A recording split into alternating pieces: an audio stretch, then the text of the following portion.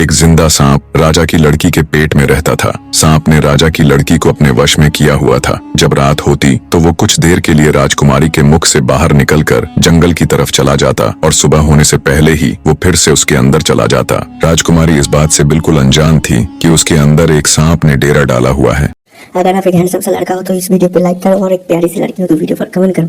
अगर आप इन दोनों में से कुछ भी नहीं करते तो मैं समझूंगा तुम कुछ और हो। अनजाने में वो पूरी तरह से उस नाग के वश में थी। राजमहल में किसी को भी इस बात की भनक तक नहीं थी कि राजकुमारी के अंदर एक 7 फुट का सांप रहता है। सभी यही समझते कि पता नहीं राजकुमारी को क्या बीमारी लग गई जिसके कारण वो हमेशा अचेत रहती है। बड़े से बड़े वैद्य और हकीम भी इस बात का पता नहीं लगा पाए। लखन जब राजमहल के अंदर गया तो उसने देखा कि वहाँ पर बहुत सारे वैद्य और हकीम राजकुमारी को ठीक करने के लिए लगे हुए हैं। एक कोने में खड़े होकर चुपचाप लखन ये सारा माजरा देखने लगा। जब शाम का समय हुआ तो सभी हकीम और वैद्य धीरे धीरे करके वहाँ से चले गए। तब लखन राजा के मंत्री के पास गया और बोला, मंत्री महोदय, सभी अपना प्रयास कर चुके हैं, अब एक मौका मुझे भी दिया जाए। लखन की बात सुन मंत्री उसे अपने साथ ले राजा के पास जाता है और लखन का प्रस्ताव राजा के सामने रखता है। बेचारा हर तरफ से निराश हो चुका राजा एक बार अनमने ढंग से लखन की तरफ देखता है, फिर दुखी मन से कहता है, बताओ तुम मेरी बेटी का इलाज किस प्रकार करोगे।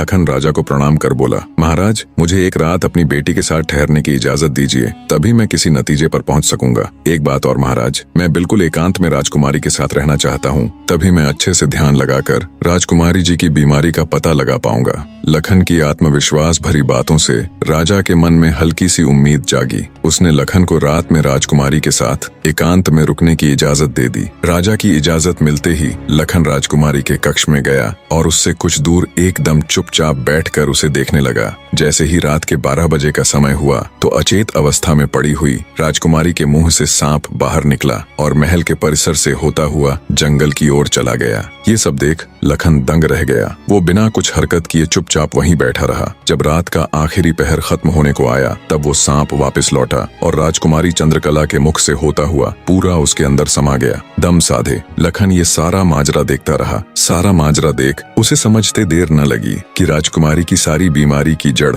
ये सांप ही है। सुबह हुई तो राजा चंद्रसेन डर और बेसब्री के मिश्रित भावों के साथ लंबे लंबे कदम रखता हुआ अपने मंत्री के साथ राजकुमारी के कमरे में आया और बेसब्री से उसने लखन से पूछा, बताओ लड़के, तुम किस नतीजे पर पहुंचे? क्या मेरी बेटी ठीक हो जाएगी? लखन बोला, महाराज, मुझे राजकुमारी की बीमारी का पता चल गया है और ईश्वर ने चाहा तो वो जरूर ठीक हो जाएगी। आप मुझे एक रात का समय और दीजिए और मेरे लिए एक तलवार, एक मिट्टी से भरी हुई बड़ी सी बाल्टी का इंतजाम कर दीजिए। लखन की बात सुन राजा को बहुत सुकून मिला। उसने मंत्री को लखन के द्वारा मांगा गया सारा सामान उसे देने का निर्देश दिया। अब सभी को इंतजार था तो बस रात का।